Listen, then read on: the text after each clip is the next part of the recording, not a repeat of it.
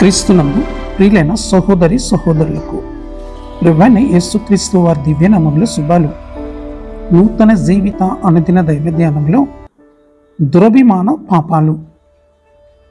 కీర్తనలు 19వ అధ్యాయము 13వ వచనములో దురభిమాన పాపములలో పడకుండా నీ సేవకుని ఆపము, వాటిని నన్ను ఏలనీయకుము, అప్పుడు నేను యథార్థవంతుడునై అధిక ద్రోహము చేయకుండా నిందారహితుడు నగుదును. దురభిమాన పాపము ఉద్దేశపూర్వకమైనది, ఉద్దేశంతో చేసేది.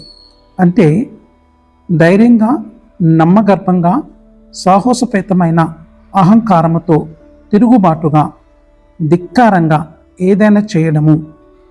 మనము అలాంటి పాపము చేస్తే దేవుడు చెప్పిన దానికి విరుద్ధంగా చేస్తున్నట్లు. సహోదరులారా, దేవుని ఆజ్ఞల గురించి మనకందరికీ తెలుసు, మరియు మనము దానికి అనుగుణంగా ప్రవర్తించాలని ఆశించబడుతుంది.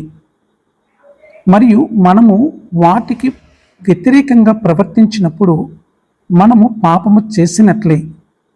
మనము కానీ పశ్చాత్తాపపడకపోతే అది దేవుని నుండి శిక్షను ఆకర్షిస్తుంది. చాలామంది క్రైస్తవులు చేసిన దురభిమాన పాపాలలో ఒకదానిని ఉదాహరణగా ప్రస్తావించాలనుకుంటున్నాను. అదేమిటంటే నిర్గమాకాండము 20వ అధ్యాయము 4-5 వచనాలలో పైన ఆకాశం అందే గాని, క్రింద భూమి అందే గాని, భూమి క్రింద నీల అందే గాని యుండు దేని రూపమునైనను విగ్రహమునైనను నీవు చేసి కొనకూడదు, వాటికి సాగిలి పడకూడదు, వాటిని పూజింపకూడదు. ఎలయనగా నీ దేవుడునైన యెహోవానగు నేను రోషము గల దేవుడను. నన్ను ద్వేషించు వారి విషయంలో 3-4 తరముల వరకు తండ్రుల దోషమును కుమారుల మీదకి రప్పింతును. చాలామంది చాలాసార్లు విగ్రహాలను నమస్కరించడం వల్ల విగ్రహారాధన అంశాన్ని చాలా తేలికగా తీసుకుంటున్నారు. చాలామంది వారి సెల్ ఫోన్లు విగ్రహంగా చేసుకున్నారు. వారు నిద్ర నుండి లేచిన వెంటనే మొదటిగా చేసే పని వారి ఫోనును చూడడము. వారి ఫోను నుండి ఒక్క నిమిషము కూడా దూరంగా ఉండలేకపోవడము.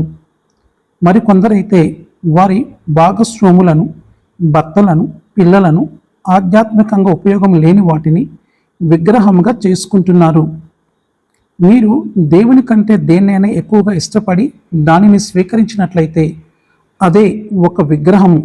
అంతేకాకుండా మీరు సరైన రీతిలో సమయాన్ని సద్వినియోగం చేసుకోలేకపోయినా అదే మీ సమాధానం లేని ప్రార్థనలకు కారణం కూడా కావచ్చు.